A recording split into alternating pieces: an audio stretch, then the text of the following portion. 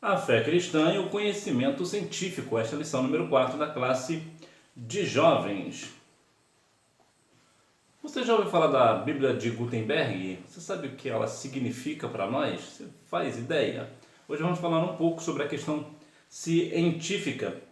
Hoje, falando sobre a inteligência artificial, por exemplo, podemos chamar nossa inteligência artificial de Lia. As pessoas tanto têm algumas por aí, né? Então vamos batizar a nossa de Lia. Nessa lição, os hinos sugeridos são 186, 330 e 610. Quanto tempo, em média, um jovem demora, ou uma jovem, né, demora para abandonar a fé depois que entra na faculdade? Você sabe? Você sabe o que é racionalismo? Essas e outras respostas aqui comigo. Introdução. Eu também vou te dar, claro, como sempre, a resposta da hora da revisão. Introdução. É comum ouvir entre os crentes que o avanço da ciência pode causar danos à fé cristã e que não há espaço para a ciência dentro das Sagradas Escrituras. De modo geral, as pessoas tendem a dizer que a ciência não cabe na palavra de Deus, o que não é verdade. A Bíblia ela não é um livro científico. Entretanto, a ciência vai sempre provar a Bíblia. De uma forma ou de outra, a ciência sempre provará que a Bíblia está correta. Até porque a ciência e a fé e a Bíblia, elas não são rivais, elas são amigas. Elas andam sempre de mãos dadas. Eu te falei sobre a questão da Bíblia de Gutenberg. Talvez você já tenha ouvido falar. De uma forma bem prática, a Bíblia de Gutenberg foi a primeira Bíblia do mundo e também foi o primeiro livro impresso do mundo. O que nós tínhamos antes era manuscritos. A Bíblia de Gutenberg foi feita lá em 1456, 55. Vai ter sempre uma divergência ali do ano, né? O alemão Johannes Gutenberg, ele criou um tipo móveis, ou seja, era como se ele pegasse letra por letra e prensasse num papel. Então, quando ele fosse fazer num outro papel, ia ficar idêntico. E é por isso que você tem a Bíblia impressa hoje, porque foi ele quem criou a imprensa. E a Bíblia, no caso de Gutenberg, foi o primeiro livro do mundo a ser impresso. E, portanto, a Bíblia de Gutenberg também é a Bíblia mais cara do mundo. Um exemplar desta Bíblia custa, em média, 30 milhões de dólares. Uma bagatela aí, né? Geralmente, as pessoas, quando conseguem um exemplar desta Bíblia, conseguem através de doações, né? Em faculdade, coisas do tipo, né? Geralmente, tem sempre uma pessoa que doa um exemplar dessa, porque realmente ela é muito cara. Existe, por exemplo, uma Bíblia de Gutenberg lá nos Estados Unidos, né? Na Casa Branca existe ali uma Bíblia de Gutenberg. O racionalismo e a fé cristã. Racionalismo. Você já ouviu falar a respeito do racionalismo? Sabe o que significa? Segundo o dicionário teológico, significa um sistema filosófico que tem como critério único da verdade a demonstração racional das coisas. Em outras palavras, eles acreditam que tudo na mente humana não passa de sonhos e ilusões. Essa questão do racionalismo, que vai falar muito, apesar do nome, né, racional, não é tão racional assim, até porque nega a questão bíblica, nega as questões bíblicas. Nós veremos que, de fato, a Bíblia ela nos dá um outro norte, uma questão muito interessante que vai refutar diretamente a questão do racionalismo. Vai mostrar que, de fato, quem segue a Bíblia é de fato racional, diferente do que esse racionalismo prega. Ele prega que geralmente a Bíblia ela não tem nenhum embasamento científico, por exemplo. Crer ou duvidar. A imprecisão na pesquisa científica não é algo ruim, mas salutar. Salutar é aquilo que é bom para a saúde. Por isso, impulsiona os cientistas a estudarem para obterem uma resposta. Contudo, se tratando das escrituras sagradas e das questões relacionadas ao cristianismo, não podemos ter dúvidas. No campo da ciência, a ciência vai sempre estar buscando novas respostas, por novas respostas a todo momento, até porque a ciência não consegue explicar um monte de coisas. Então, para a ciência, a questão da dúvida é bom, porque isso faz com que eles melhorem as questões científicas. Já na questão bíblica, nós não devemos ter dúvidas sobre a questão da Bíblia. Nós devemos ter sempre a Bíblia como uma única fé, uma única regra de fé e prática. Agora, é verdade que isso não quer dizer que você não vai ter dúvidas sobre as questões bíblicas. Aí é diferente. Geralmente, os jovens sempre perguntam muito, fazem muitas perguntas, principalmente as meninas. As meninas tendem a perguntar mais, são mais curiosas, são mais participativas. Em todo o tempo que eu trabalhei com jovens, sempre as meninas perguntavam mais, sempre tinham dúvidas sobre a Bíblia, sempre vinham perguntar, como até hoje continuam perguntando, apesar de eu não estar mais dando aula presencial. Então, nesse sentido, é claro que a dúvida na questão, quando a gente tem uma dúvida sobre a Bíblia, nós vamos procurar saber. A ciência de igual forma, mas o ponto aqui é que você não pode você não pode duvidar da Bíblia, isso não. Isso de maneira nenhuma, tem coisas que você não vai conseguir compreender, como tem muitas coisas também que eu não compreendo, geralmente eu procuro um pastor para me orientar.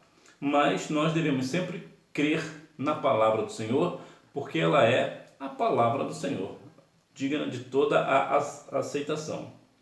Aprender e produzir conhecimento. Deus criou o ser humano e fez dele um ser pensante, criativo e racional. Foi o Senhor quem concedeu a Adão capacidade cognitiva para aprender e produzir conhecimento. Imagina, por exemplo, nós vamos observar, por exemplo, nomear os nomes. Nomear os nomes foi ótimo. Nomear o nome por nome nos animais, hoje parece ser fácil, né? Temos vários conhecimentos científicos, então não é uma tarefa difícil. Mas imagina naquela época, quando foi colocar nome nos animais. Olha que situação difícil. Mas Adão conseguia fazer, por quê? Porque ele tinha o intelecto. Deus deu a ele o racional, né? Deu a ele uma mente que pensa. Nós somos um ser pensante. A questão de Salomão, por exemplo, Salomão também foi um outro nome bastante, que fala muito sobre sabedoria, vamos falar sempre de Salomão. Mas tem uma questão aqui muito interessante, que é o que aumenta em ciência, aumenta em trabalho. Esta é uma declaração de um homem triste que viveu longe do Senhor. Aqui tem dois pontos aqui, a pessoa que está triste e a pessoa que está longe do Senhor. Geralmente é por isso que está triste, né? Porque está longe do Senhor, né? Bom, a tristeza haverá em toda a nossa vida. Nós, sendo cristão ou não, estando na presença do Senhor ou não, a tristeza sempre aparecerá uma hora ou outra. Mas aqui o ponto aqui é que cabia as duas coisas. O que aconteceu com Salomão foi duas coisas. Ele estava separado do Senhor e estava triste. Geralmente, quando uma pessoa está triste, ela tende a falar coisas tristes. Ela tende a falar, a se lamentar da vida. E por isso aqui, ele está aqui lamentando que aumenta em ciência, aumenta em trabalho. Então é claro que também, nesse sentido, também ele não está errado, porque verdadeiramente, no sentido da ciência em si, quando a ciência continua pesquisando, quanto mais ela pesquisa, quanto mais aumenta a ciência, mais também aumentará certamente o trabalho. Então veja que o homem, ele é um ser pensante. Você não consegue parar de pensar, você está sempre observando certas situações, pensando em certas situações. Por quê? Porque é isso que faz com que a humanidade cresça. Nós temos que continuar pensando. E na questão da ciência, por exemplo, mais uma vez, a gente vai sempre colocar, né, a ciência e a Bíblia lado a lado, a ciência e a religião lado a lado, em quem que eu vou acreditar, em quem é e quem não é, porque de forma geral, a questão da ciência e da religião não andarem juntas, acontece isso por uma única coisa, uma única razão. Qual é? É que a Bíblia, muitas vezes ela é mal interpretada e a ciência é mal ensinada. Da mesma forma que existem teólogos mal intencionados, também tem cientistas mal intencionados. E por conta disso, tem tanta falácia por aí. Vou te dar um exemplo prático. Muitas vezes as pessoas falam sobre a questão da ciência, te dar um exemplo aqui. As pessoas falam muito sobre a questão da homossexualidade, dos tipos de gêneros que existem.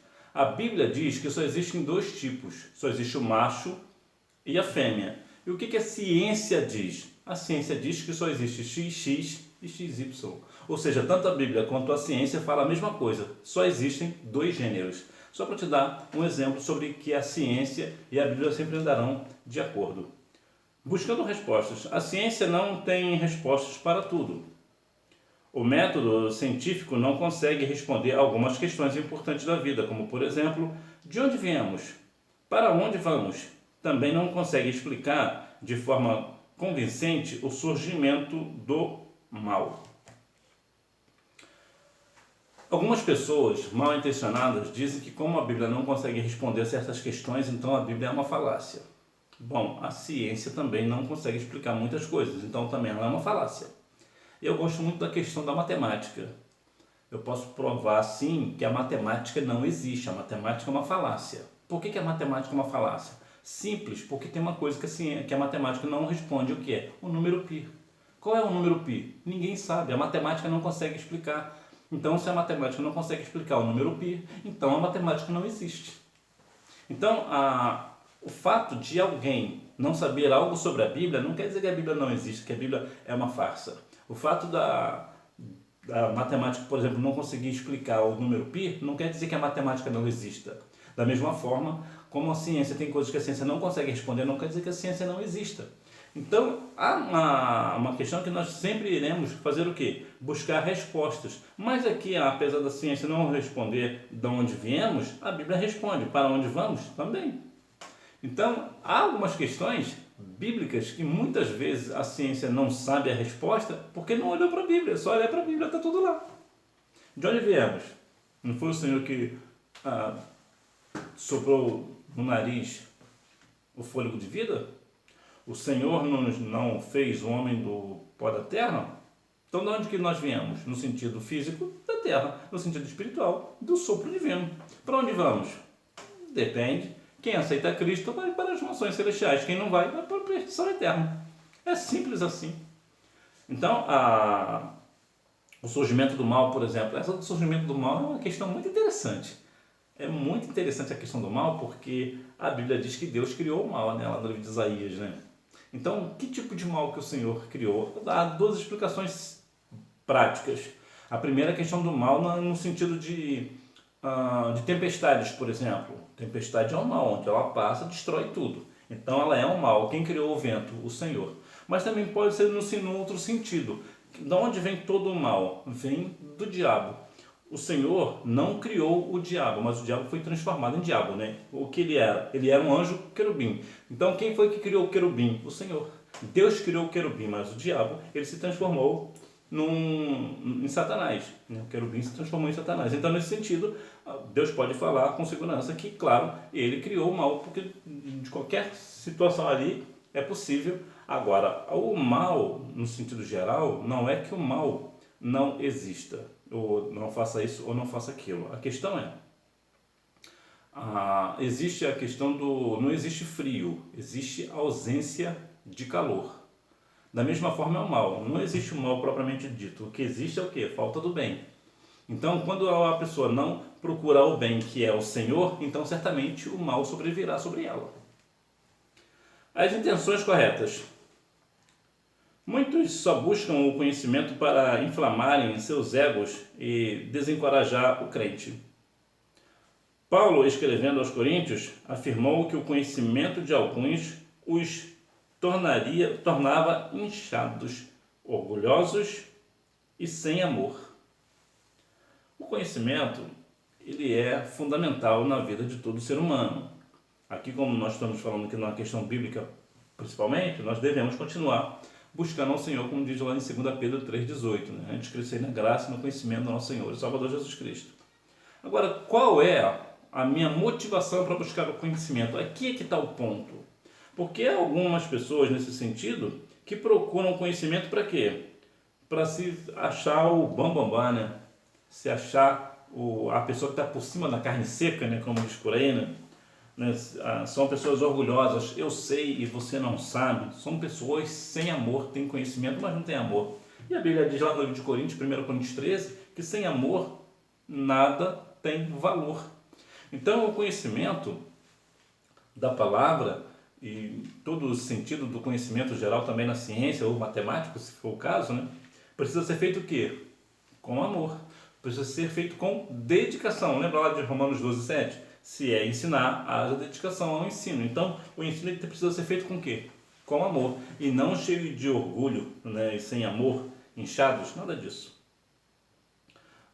Vemos que até para produções científicas, né, ultimamente, vem sempre no propósito de difundir o ateísmo, a questão de não crer no Deus Todo-Poderoso, no Criador.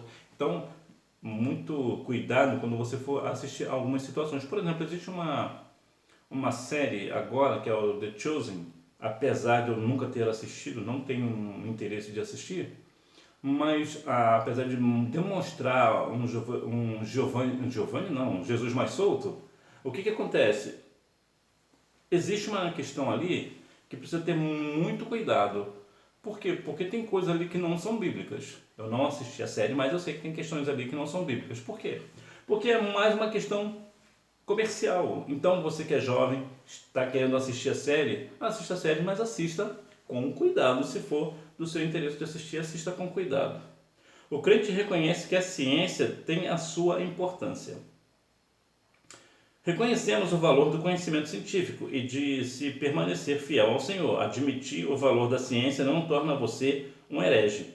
O fato de você conhecer a ciência e aprovar a ciência, ser um profundo conhecedor da ciência, não faz você de um herege. Eu vou te dar um exemplo prático.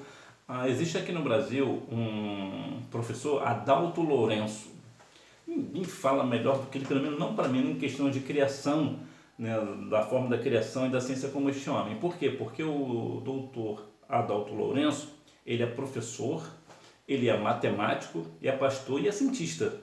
E ele é uma pessoa espetacular. Não tive o prazer de conhecê-lo pessoalmente, mas nem precisa, porque dá para ver a simplicidade e a profundidade com que ele fala as coisas. Então, você vê, temos aqui um cientista e um pastor. Ou seja, o fato dele ser cientista, de conhecer a ciência, não faz dele um herege, de maneira nenhuma. É uma pessoa que tem um profundo conhecimento bíblico, é algo espantoso, é um homem cheio do conhecimento da palavra do Senhor e de humildade. Então veja que o fato de uma pessoa cristã conhecer e até admirar a ciência, ser um estudante da ciência, não faz dele um herege de maneira nenhuma.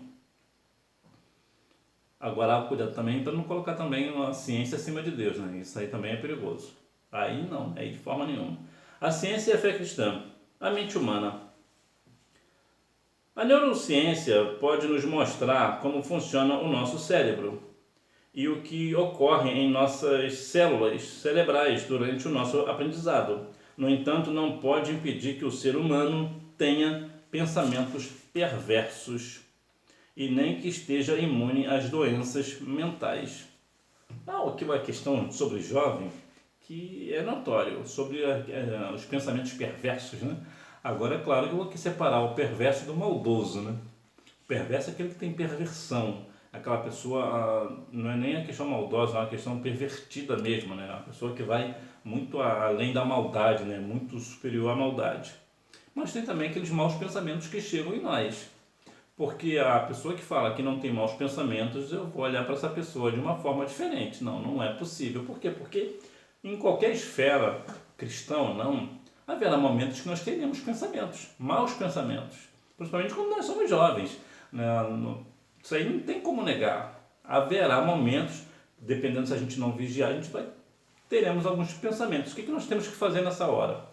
Repreender esses maus pensamentos, porque isso não vem da parte do Senhor. É a nossa parte humana, é a nossa parte do nosso cérebro, que realmente ela tem essa falha. Mas isso não quer dizer que a pessoa vai viver nessa prática, né, de ter sempre pensamentos maldosos. Aí não. Por quê? Porque é uma pessoa salva na pessoa de Cristo. Mas uma hora ou outra acontecerá. Certa vez um pastor chegou a comentar que ele vai muito à igreja porque na igreja ele peca menos. Porque até na igreja ele está pecando. Então isso é de uma sinceridade muito profunda. Porque é claro que nós temos que vigiar o nosso proceder. Entretanto, há pensamentos que às vezes você não quer nem pensar, mas eles brotam, né? Eles brotam não sei de onde e vem na nossa cabeça. Então nós precisamos repreender no nome de Jesus.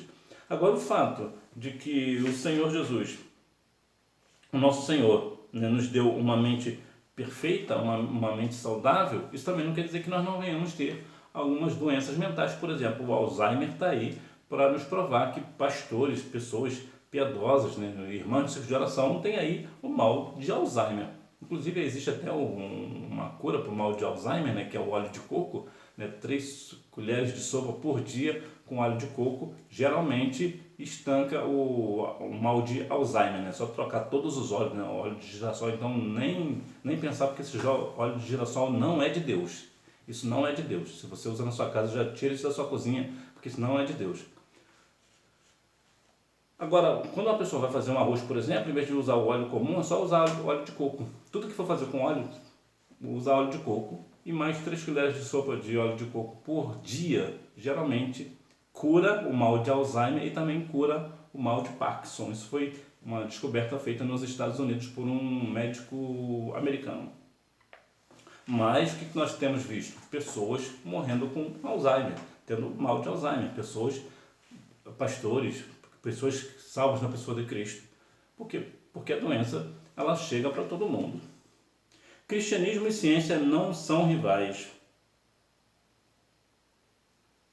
Muitos crentes advogam a ideia de que o cristianismo e a ciência são rivais.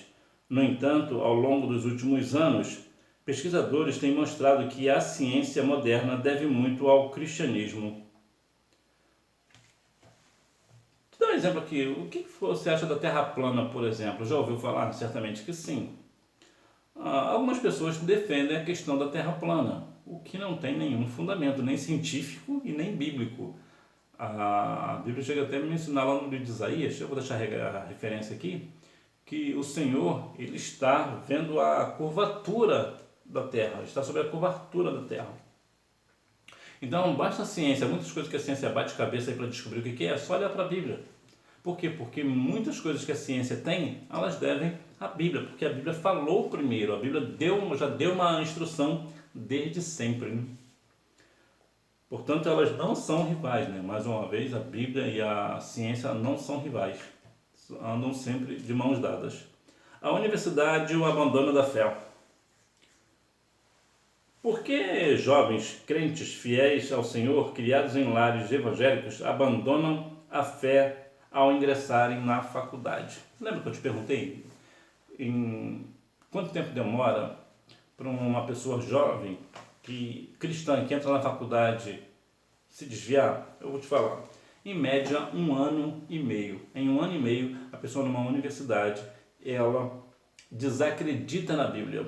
Por quê? Porque a universidade, ela vai sempre age de uma forma com que faça com que os alunos duvidem do Senhor, duvidem de Deus. Existe um ponto que é muito interessante, que é o coração é o que usamos para a religião, ao passo que fazemos uso da ciência, do cérebro para a ciência, o que não é verdade. Se você observar lá o que diz aos Romanos, capítulo 12, versículo 1, o que vai falar lá? Sobre a questão do culto racional. Quem tem raciocínio é uma pessoa que tem cérebro. Portanto, a religião cristã, que é a nossa, a pessoa só vem para a religião cristã, só acredita em Cristo se a pessoa tiver raciocínio, se tiver um cérebro. Portanto, se dedicar ao Senhor e escolher ao Senhor o caminho do Senhor para a sua vida é um sinal de inteligência, ainda que a pessoa não saiba nem ler nem escrever. Mas o ponto de conhecer o Senhor, de vir